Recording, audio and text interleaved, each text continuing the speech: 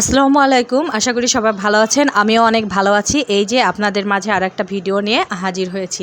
তো আজকের ভিডিওটা কিন্তু একটু গুরুত্বপূর্ণ ছাদ বাগানীদের জন্যে। যারা আমরা ছাদ বাগান করে থাকি তাদের এই সমস্যার সম্মুখীন সবারই হতে হয়, আর এই কাজগুলি অবশ্যই করতে হবে এই সময়টাই। তো আপনারা সবাই আশা করি পুরো ভিডিওটি দেখবেন। এই যে দেখেন পুরো পাতাগুলো হলুদ হয়ে গেছে, গাছের বয়স হয়ে গেছে, এই কারণে কিন্তু পুরো পাতা হলুদ হয়ে গেছে আর নষ্ট হয়ে গেছে অনেক পাতা। এখন তো বর্ষাকাল শেষ, আর এই বর্ষাকাল শেষে কিন্তু এই বয়স্ক পাতা, তারপরে হচ্ছে নষ্ট পাতা, দুর্বল গাছের পাতায় এগুলিতে কিন্তু পোকার আক্রমণ অনেকাংশে বেড়ে যায়। তো আপনারা অবশ্যই চেষ্টা করবেন এ ধরনের পাতাগুলো ছিঁড়ে ফেলতে। যদি না ছিঁড়ে ফেলেন তাহলে কিন্তু প্রচুর পরিমাণে পোকা ধরবে। আমার গাছে কিন্তু অলরেডি ধরে গেছে। এই যে দেখেন এই ডালটা কি অবস্থা, পাতাগুলিও চুপসে গেছে। চুপসে বলতে কোঁকড়ানো হয়ে গেছে, এত পরিমাণে পোকা। একটু ভালো করে লক্ষ্য করলে বুঝতে পারবেন কি পরিমাণে পোকা আছে। তো আমার ব্যস্ততার কারণে আমি ঠিকমতো এই পাতাগুলি ডালগুলি ছাঁটাই করতে পারি নাই। আর একটা উদ্দেশ্য ছিল যে আপনাদের সাথে শেয়ার করা, না হলে সুযোগ বুঝিয়েই আমি কেটে দিতাম, আর কেটে ফেললে তো আর ভিডিও করা হতো না, এই জন্যে সময় হচ্ছিল না। তো আপনারা অবশ্যই চেষ্টা করবেন এই সময়টাতে ছাদের যত পুরনো পাতা, বয়স্ক গাছ, ডাল, লতা পাতা, তারপরে হচ্ছে অতিরিক্ত যেই পাতাগুলি কেটে ফেললে গাছের কোনো ক্ষতি হয় না, সেগুলো অবশ্যই কাটবেন। আর আমার এই নতুন শিম গাছগুলিতেও কিন্তু ধরে গেছে পোকা, আমি খেয়াল করি নাই, যার কারণে কিন্তু অনেক ছোট ছোট পোকা ধরেছে, তবে খুব একটা বেশি ক্ষতি করতে পারেনি, মাত্র ধরেছে। তো এই গাছেও কিন্তু আমি স্প্রে করে দিব। কি স্প্রে করব সেটাই আপনাদের সাথে শেয়ার করি। যারা নিম তেল ব্যবহার করেন তারা অবশ্যই কয়েকদিন পর পর, সপ্তাহে একদিন নিম তেলটা স্প্রে করে দিবেন, তাহলে দেখবেন থাকবে না।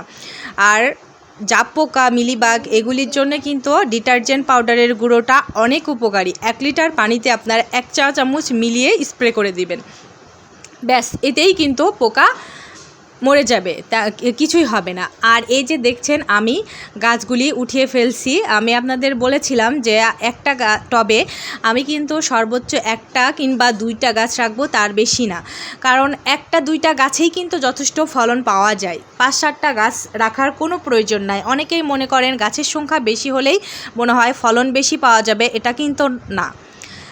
গাছ যদি কম হয় তাহলে ভালো মতো শিকড়টা ছড়াতে পারবে, খাবার গ্রহণ করতে পারবে, আবার পুরো মেলাবে, মাচাটা ভরে যাবে, এতে কিন্তু ফলন অনেক ভালো হবে। আর যদি 5টা 7টা গাছ এক জায়গায় থাকে, দ্রুত টবের মাটিগুলি শিকড়যুক্ত হয়ে যাবে, খাবার শেষ হয়ে যাবে টবের, তখন কিন্তু ফলনটা সময় মতো কম হবে। গাছ বাড়বে ঠিক আছে, তবে ফলনের সময় অনেক কম হবে। আর এই গাছটায় আলহামদুলিল্লাহ কোনো রোগ পোকা আক্রান্ত হয়নি। এটার আরেকটা বিশেষ কারণ হচ্ছে এই টবের মাটিগুলো নতুন করে তৈরি করা। মাটি তৈরি করার পরে পুঁইশাক রোপণ করেছি, তারপরে করলা। আর ওই টবের মাটিগুলো কয়েক বছর থেকেই দেখা যায় হচ্ছে। গত বছর সিম লাগিয়েছি, তারপরে সবজি, আবারও অন্য সবজি, এভাবে কিন্তু কয়েকটা সবজি চাষ করা হয়ে গেছে। আর হাফ ড্রামের টবটায়, ওটা তো একদম শুরু থেকে কয়েক বছর হলো আমি কোনো সার ব্যবহার করিনি মাটির সাথে নতুন করে। তো সময় হয়ে গেছে আমার মাটির সাথে আবারও গোবর সার মিলানোর। তো আপনারা সব সময় চেষ্টা করবেন বছরে একবার মাটি নতুন করে তৈরি করতে। তো এগুলি হচ্ছে কেরালা সিম, এগুলিতেও পোকার আক্রমণ ঘটেছে। গত বছর এই টবে 2টা গাছ রেখেছিলাম, এবার ভাবছি 3টা রাখি, দেখি কি হয়। আর যদি মনে হয় না খারাপ হচ্ছে তাহলে তুলে ফেলবো। আর যেহেতু আমার টবের মাটিতে খাবারের পরিমাণ অনেক কম আছে, দেখা যাক কি হয়। তো আপনারা অবশ্যই এই সময়টাই কিন্তু এভাবে স্প্রে করে দেবেন। আলিফ এদিকে অন্যান্য গাছগুলিতে স্প্রে করছে, আর আমি আপনাদের সাথে ভিডিও শেয়ার করছি। আর এই যে ওর থেকে নিয়ে নিয়েছি, এখন আমি আমার সিম গাছগুলিতে এভাবে স্প্রে করে দেব।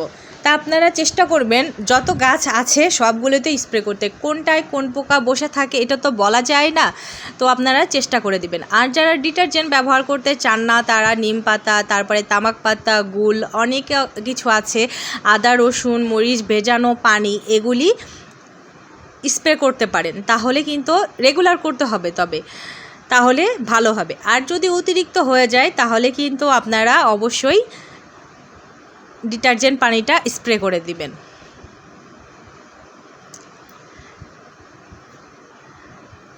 এই যে দেখেন আমি সব ডালপালা কেটে ফেলবো, পুরোটা তো দেখাতে পারবো না, তবে কিছু কিছু দেখাচ্ছি। হয়তোবা মনে করবেন অনেকেই যে আমি শুধু আপনাদের বলছি, করি নাই, কিন্তু তা না। আমি এই যে যেসব ডালে ছোট ছোট হয়ে আছে আর বাড়তে চায় না, ফল আসবে না, দেখেই কেমন যেন লাগে, মনে হয় খারাপ হবে না, কেমন যেন জরাজীর্ণ, সেই ডালগুলি সবগুলিই কেটে ফেলবো। এতে গাছটা নতুন যেগুলি কচি ডালপালা আছে, ফল আছে, সেগুলি কিন্তু ভালো খাবার পাবে। করলা গাছও দেখা যায়, করলার সময়ও শেষ হয়ে আসছে। আসলে যেগুলি 12 মাসি জাত সেগুলি কিন্তু হয়, আর যেগুলি দেখা যায় গ্রীষ্মকালীন, বেশিরভাগ ক্ষেত্রেই করলা তেমন ভালো ফলন হয় না।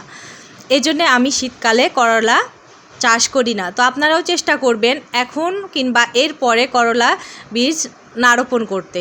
শীতের অন্যান্য সবজি করবেন, কিন্তু করলাটা একটু অ্যাভয়েড করবেন। অনেক পরিশ্রম করতে হয়, অনেক সার বীজ, তারপরও সে অনুযায়ী ফলন পাওয়া যায় না।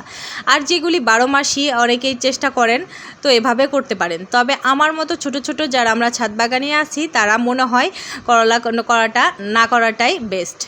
আর এই যে দেখেন কত ডালপালা হয়েছে, এগুলি কিন্তু খেলে খাওয়া যাবে, তবে আমার সময় নেই নিয়ে যাওয়ার মতো। বেছে ভালো খারাপ দেখে নিয়ে যেতে হবে, যেহেতু সন্ধ্যা লেগে গেছে, এজন্যে আমি শুধুমাত্র কেটে রেখে যাব। আর এই যে দেখেন চাল কুমড়া এখানেও আছে, এই চাল কুমড়ার ডালটা আমি রেখে দিব, বাদবাকি যেই ছোট ছোট শাখাগুলি আছে সবগুলোই কেটে দিব। আর কাজ করতে করতে সন্ধ্যা হয়ে গেছে, আর এই দিকে কিন্তু আমার পরাগায়ন করার সময় চলে এসেছে। এখন আমি লাউয়ের পরাগায়ন করব। পরাগায়ন নিয়ে তো অনেক ভিডিও আছে, তাই তেমন ডিটেলসে আর কিছুই বলছি না। এখন আস্তে আস্তে দেখা যায় সময়টা পরিবর্তন হবে। এতদিন সন্ধ্যার আগেই কিন্তু পরাগায়ন করা হচ্ছিল, এখন দেখা যায় যে সন্ধ্যার পরে পরাগায়ন করতে হয়, না হলে কিন্তু ফুল ঠিকমতো ফুটে না। তো আমার ভিডিওটি কেমন লেগেছে অবশ্যই কমেন্ট করে জানাবেন। আর কারো উপকারে যদি এসে থাকে তাহলেও কমেন্ট করে জানাবেন। আর ভালো লাগলে আপনাদের ফ্রেন্ডস, ফ্যামিলি এবং সোশ্যাল মিডিয়ায় শেয়ার করতে পারেন। আর প্লিজ সবাই একটা লাইক দিবেন। আজকে এ পর্যন্তই, ধন্যবাদ।